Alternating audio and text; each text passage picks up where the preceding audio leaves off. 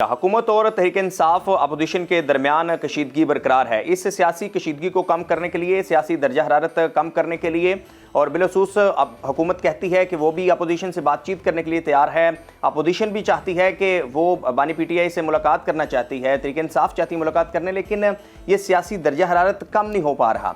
ये सियासी दर्जा हरारत कम करने के लिए और जो सियासी अदम इस्तेहकाम है इसको कम करने के लिए पाकिस्तान तहरीक-ए-इंसाफ के साबिक रहनुमा, जिनमें फवाद चौधरी साहब थे, साबिक वफाकी वज़ीर इमरान इस्माइल साहब, साबिक गवर्नर सिंध और महमूद मौलवी साहब, इन्होंने मिलकर एक इनिशिएटिव लिया था, एक प्लेटफॉर्म बनाया था नेशनल डायलॉग कमेटी का। उस जो नेशनल डायलॉग कमेटी बनाई गई उसको भी क्या उस हद तक जो है वो नताइज हासिल नहीं हो सके। और अब क्या आइंदा आने वाले दिनों में ये जो सियासी अदम इस्तेहकाम है ये कम हो पाएगा, जो गैप है between the government and opposition ये कम हो पाएगा। और इस वक्त जो पाकिस्तान तहरीक-ए-इंसाफ की क़यादत है वो भी हमें मुख्तलिफ ग्रुप्स में तकसीम दिखाई दे रही है, और क्या इस तकसीम के साथ कोई बड़ा ब्रेक थ्रू हो पाएगा या नहीं। इसके अलावा इस वक्त एक सबसे अहम और बड़ा इशू है, वो है टेली कम्युनिकेशन रीऑर्गेनाइजेशनल तरमीमी बिल 2026, जो कि नेशनल असम्बली से पास होकर जब ये सैनेट में पहुंचा तो सैनेट की कायमा कमेटी, जिसको चेयर कर रही थी सेनेटर परवेश खान, उन्होंने जब इस बिल को देखा और फिर उन्होंने इसके ऊपर इतराज़ात उठाए कि इससे तो जो प्रॉपर्टी राइट्स हैं वो मुतासर होंगे। तो इस तरह ये कैसे तेज़ी के साथ बिल पास हो जाता है, ये हुकूमत की नीयत को जाहिर करता है या फिर हुकूमत ने जानबूझकर, जो रेलिवेंट मिनिस्टर हैं उन्होंने जानबूझकर, रेलिवेंट मिनिस्ट्री ने इसको अप्रूव्ड करवाना चाहा। हमारे साथ इन मामलात पर गुफ्तगू के लिए मौजूद हैं साबिक वफाकी वज़ीर जनाब फवाद चौधरी साहब। फवाद भाई बहुत शुक्रिया, थैंक यू वेरी मच। आपने एक इनिशिएटिव लिया था, आपने इमरान इस्माइल साहब ने, महमूद मौलवी साहब ने, कि ये जो सियासी अदम इस्तेहकाम है, और ज़ाहिर है जब तक एक स्टेबिलिटी नहीं आएगी, पॉलिटिकल स्टेबिलिटी नहीं आएगी तो इकनॉमिक स्टेबिलिटी नहीं आ सकती। तो उसमें हमने देखा कोई बड़े नताइज हासिल नहीं हुए। तो क्या वजह है, अब उसका स्टेटस करंट आपकी कोशिशें जारी हैं। लास्ट कुछ दिन पहले महमूद मौलवी साहब ने कहा कि अगर मुझे तहरीक-ए-इंसाफ की तरफ से हमें मैंडेट दिया जाता है तो हम 60 दिनों के अंदर कोई ना कोई हल निकाल लेंगे। तो देखिए ये तो बहुत बड़ी कामयाबी है ना, अगर वो इस बार 90 दिनों में उन्होंने कहा है कि मुझे दे दें तो हम इस मामलात को चला लेंगे। पिछले साल आखिरी मुलाकात हुई थी हमारी, मेरी खान साहब से, और उस मुलाकात में मैंने इमरान खान साहब से ये अर्ज़ की कि देखिए सर, हम कोई मिलिटेंट नहीं है, हम कोई बंदूकें लेके पहाड़ों पे तो नहीं चढ़ सकते, हमें तो सिस्टम के अंदर रहकर जगह अपनी बनानी है और तलाश करनी है। लिहाजा हमें ऐसे इक़दामात की ज़रूरत है, ऐसी पॉलिसी की ज़रूरत है जिसके ज़रिए एंगेजमेंट हो सके। और इस वक्त इस्टेब्लिशमेंट में और PTI के दरमियान एक पर्सनलाइज्ड बैटल हो गई है, एक पर्सनलाइज्ड जो है वो कैंपेन हो गया। उसको हमें स्पेस क्रिएट करनी है, उसको हमें एक पॉलिटिकल, अपने लिए अगर मेरी कनपटी से बंदूक लगी हुई है तो मैंने क्या पॉलिटिक्स करनी है, वो हटेगी तो मैं पॉलिटिक्स करूँगा। उस वक्त खान साहब ने कहा मुझे सोचने दें, लेकिन फिर हमारी बात के वाक़यात में और हमें जो है वो फिर जगह ही नहीं मिली। नेशनल डायलॉग कमेटी का बुनियादी मकसद ये था, हम फिर मिले, हम सारे हमारे जो असल तहरीक-ए-इंसाफ के लोग थे, असद उमर साहब हैं, अली जैदी हैं, शफ़क़त हैं, इमरान इस्माइल हैं, मौलवी साहब हैं, बाकी सारे दोस्त, और हमने ये सोचा कि इस सारी सूरत हाल में क्या आप कर सकते हैं। बहुत सारे दोस्तों का ख्याल था कि चूँकि आपके पास एक इमरान खान का मैंडेट भी नहीं है और इस्टेब्लिशमेंट ने ज़ाहिर है ठुड्डे मुक्के मार के आपको निकाला है, तो आप कैसे इसको अचीव करेंगे। इमरान इस्माइल का, महमूद मौलवी का, मेरा, हम लोगों का ख्याल था कि नहीं, हमें इसको एक डायलॉग का ऐसा फोरम इस वक्त चाहिए जहाँ पे तमाम सियासी जमातों के लोग आके बैठ सकें, बात कर सकें।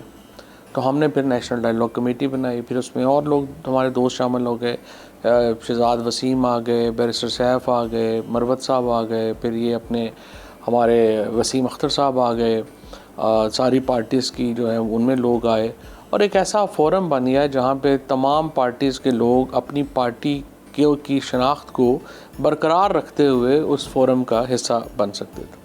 और फिर हमने डायलॉग्स करवाए हैं, इस्लामाबाद में करवाए, फिर अपना लाहौर में कराए, कराची में कराए, अब हम फिर एक इस्लामाबाद में डायलॉग कराने जा रहे हैं कि इस मसले का हल कैसे निकालें।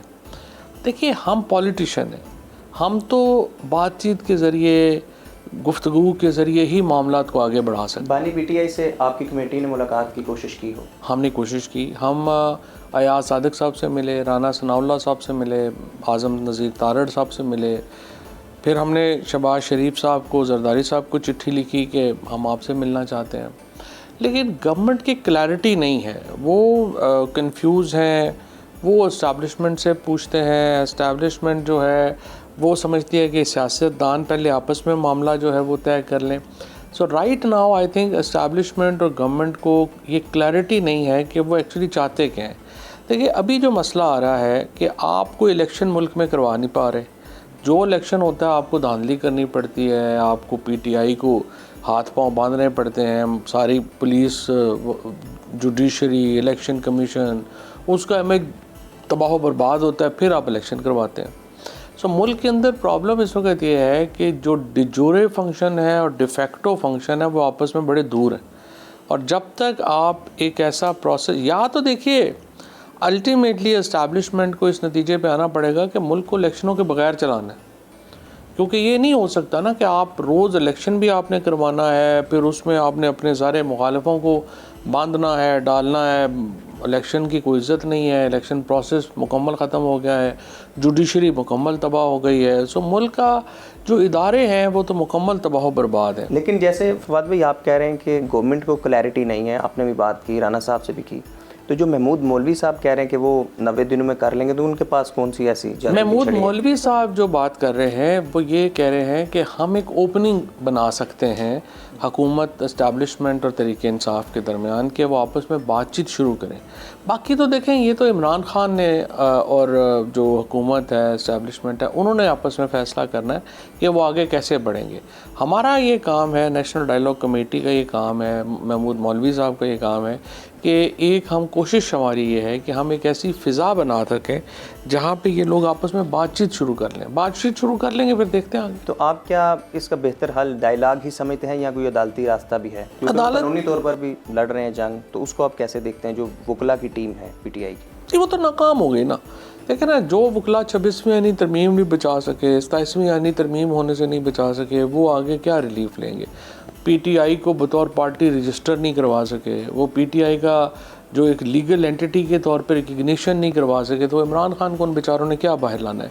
जो इमरान खान की पॉलिसी थी विज़ विज़ तहरीक इंसाफ के मैं बुज़दार मॉडल लगा के और ऐसे नॉन एंटिटीज़ को लगा के जो है वो सारी मैं चीज़ें अचीव कर सकूँगा, वो तो ज़ाहिर है नहीं चली। सो आपने देखा कि हमारी जो पार्लिमानी पार्टी है, हमारे जो तंजीम है और जो लोग ऊपर लगाए गए हैं, वो सारे एक तो सियासत में अजनबी थे, लिहाजा वो किसी पॉलिटिशियन को नहीं जानते, पॉलिटिशियंस उनको नहीं जानते, कोई आइडियाज़ उनके पास हैं नहीं।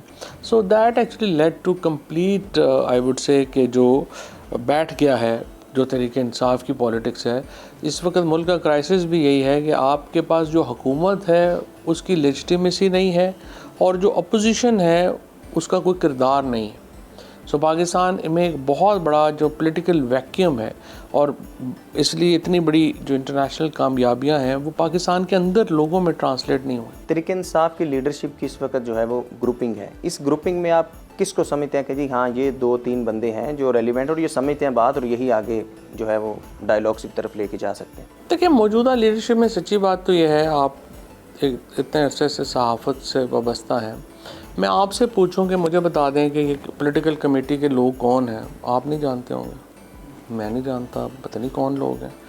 इन तो ना कभी इनका नाम सुना, ना कुछ, ना इनका कोई अपना वाली वारिस है। ये तो एक हादसे के नतीजे में एक आ गए और ये इनको पता नहीं है क्या करना है, हमें पता नहीं है कि इनको क्या कहना है। So most of them are totally strangers to the political arena.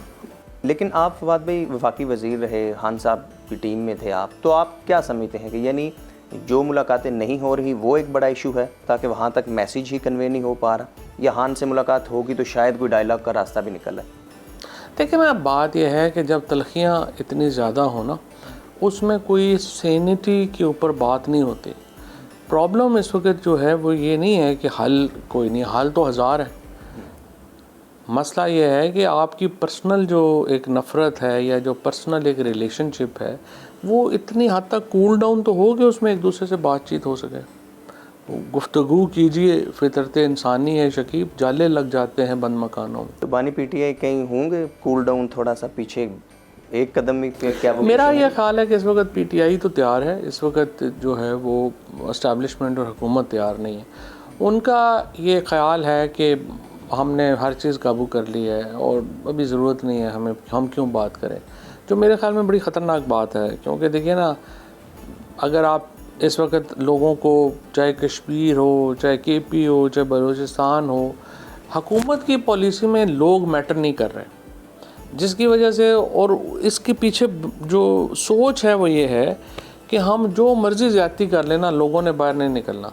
देखिए ये बड़ी ख़तरनाक सोच। तो ये कैसे डेवलप हुई, क्यों हुई, इसकी बुनियादी ये वजूहात आप कैसे? जो वाक़यात हुए हैं, जैसे ये 26 नवंबर का वाक़या हुआ, फिर कश्मीर हुआ, फिर ये जो एहतजाज से जिस तरह से, जिस सख्ती से हुकूमत ने डील किया है, और उसके बाद इलेक्शन ख़ुद इतना बड़ा अमल था जो कि उन्होंने बग़ैर बड़े एहतजाज के मुकम्मल कर लिया।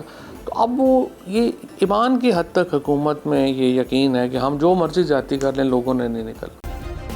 सब्सक्राइब करें और बेल दबाएं ताकि कोई खबर रह न जाए।